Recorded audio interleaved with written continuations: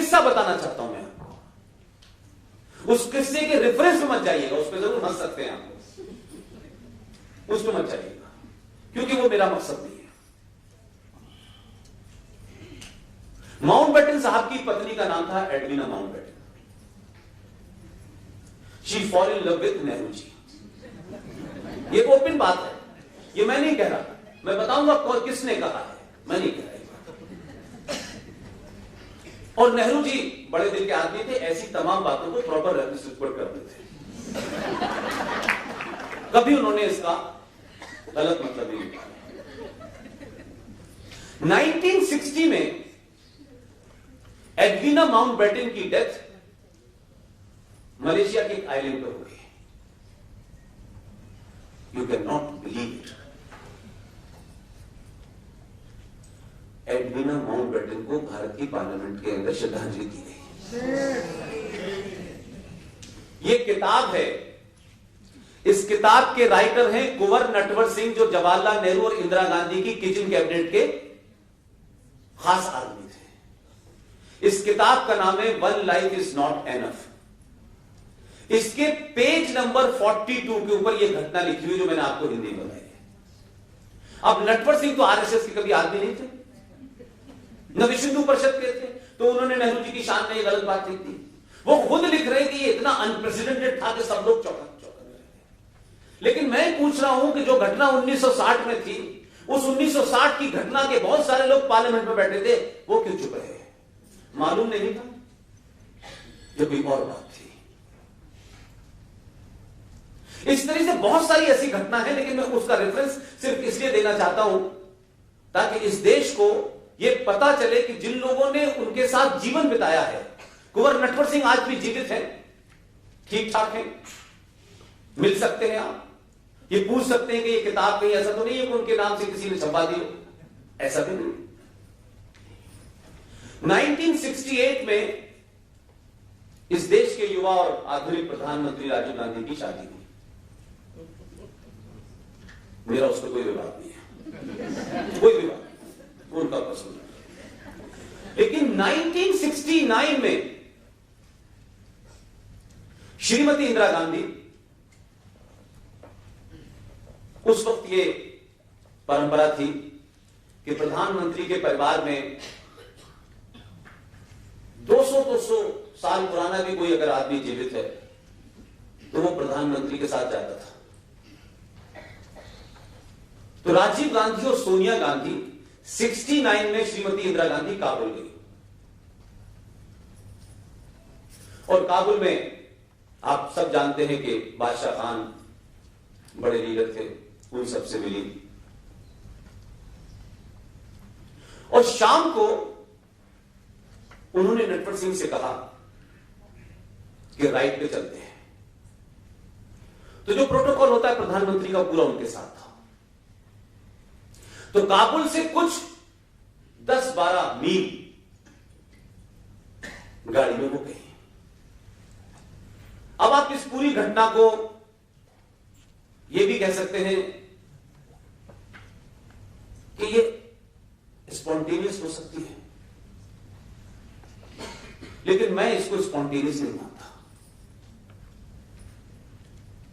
पूरा प्रोटोकॉल तोड़ करके, जो उनके आइटिनरी में नहीं था, आप नटवर सिंह को लेके गई, उसमें अफगानिस्तान की तमाम सिक्योरिटी शामिल थी। और रास्ते में जब काफी आगे निकल गई तो एक बहुत खंडर सा जगह पर थी, बिल्कुल खंडर सा था, कुछ उस पे 8-10 पेड़ लगे हुए थे। तो उन्होंने पूछा अपने प्रोटोकॉल अफसर से कि ये क्या है? तो उसने कहा, साहब ये बाग-ए बाबर है, बाग-ए-बाबर। उन्होंने गाड़ी रुकवाई और वहां गई, और फिर उसके बाद उस बाबर की मजार पर 10 मिनट तक सर झुका के खड़ी रही। और नटवर सिंह उनके पीछे खड़े थे, और उनके दोनों बच्चे भी नहीं थे। मैं कोई किसी को निजी टीका टिप्पणी नहीं कर रहा, मैं पूछ सकता हूं कि बाबर से, जो अपने मुल्क में जिसकी कोई हैसियत नहीं थी, अगर बाबर उनका हीरो होता तो उसका मकबरा बहुत अच्छा बना होता। वो तो टूटा फूटा सा था। बाबर से कौन सी ऐसा इतिहास जान रही थी वो कि 15 मिनट तक सर झुकाए, उसमें लिखा हुआ है वर्ड, सर झुका करके 15 मिनट तक खड़ी रही। किस बात की श्रद्धांजलि दे रही थी और किसको दे रही थी? ये बात पेज नंबर 144 पे नटवर सिंह ने जिक्र किया है, क्योंकि वो खुद मौजूद थे वहां। अब हम आज बाबर की बनाई हुई राम मंदिर के ऊपर बहस कर रहे हैं। जिस बाबर को खराज अकीदत पेश कर दी गई हो, नटवर सिंह ने उनसे पूछा कि आप क्या, किस लिए आप आई हैं? तो उन्होंने कहा मैं इतिहास को याद कर रही हूं। अब जिनका इतिहास याद करने का बाबर से शुरू होता है, तो इस देश की दुर्दशा जो आज है वो होनी चाहिए थी।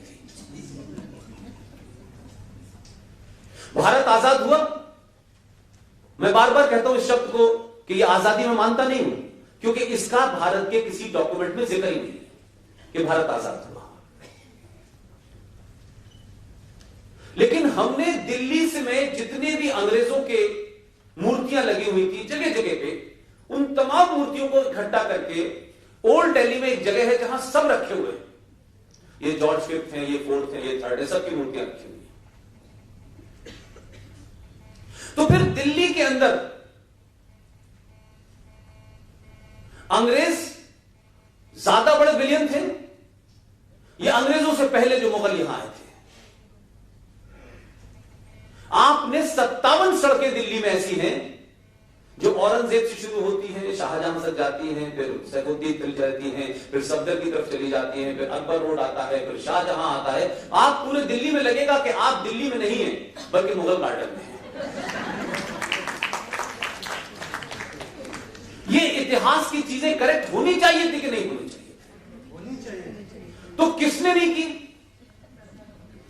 और किसने नहीं होने दी, और किसकी देखरेख पे इनको बना के रखा गया? ये कैसे मुमकिन है कि आप अपने बच्चे को ये कहें कि बेटा दिल्ली जाना, अकबर रोड पे चाचा रहते हैं, तो वो आपसे कभी ये पूछे नहीं कि अकबर कौन था, ये औरंगजेब कौन था? और जब आपसे पूछे इतिहास में उनके बारे में क्या क्या लिखा हुआ है, आप वही पढ़ाएंगे। तो आपका कंट्रडिक्शन ये है कि जो लोग भारत में कन्वर्ट हो गए, जो तलवार के जोर पे कन्वर्ट हो गए, जो 2 रुपए किलो चावल के तौर पे कन्वर्ट हो गए, जिन्होंने जजिया देने से अपने मने करने के लिए उन्होंने कंप्रोमाइज कर लिया, ताज्जुब यह है कि वो तमाम सारे लोग जो वहां से आए थे, उनमें से किसी का कोई वंशज यहां नहीं छूटा। लेकिन ये इस देश की क्लासिक एग्जाम्पल है कि जिन लोगों ने इस देश की सभ्यता को मिटाया, वो रूल करने आते, कोई दिक्कत नहीं है। दुनिया गुलाम होती रही। बख्तियार खिलजी हिंदुस्तान आया, उसको अगर वो ताकत के साथ आया था, यहां के लोगों को हरा दिया था, उसको रूल करना चाहिए था। लेकिन बख्तियार खिलजी का नालंदा की लाइब्रेरी से क्या दुश्मनी थी, जिसमें 3 महीने तक आग जलती रही हो, पूरी लाइब्रेरी जलती। इस देश में जो भी सिंबल थे आपके, उन सिंबलों को डिमोलिश किया, और वो तो चले गए। बाबर साहब तो लौट गए, बाबर में बैठे हुए हैं, लेकिन यहां के लोगों को चाबी दे गए, और एक खास मजहब के लोगों को देंगे कि ये चाबी आपके पास है, अब आप इसके लिए लड़ाई लड़ें। तो आप एक एक सड़क, एक एक चौराहे के लिए आपको 70 साल लग रहे हैं कि आप अपनी उस ग्लोरी को वापस ले आए, और ये जो पूरा 1000 साल का कालखंड था, इसको कैसे हटाएं। अगर उनके बारे में बताना है तो फिर उनके बारे में भी बताओ जो 5000 साल पुराना इतिहास है हमारा, फिर उसके बारे में भी बताओ।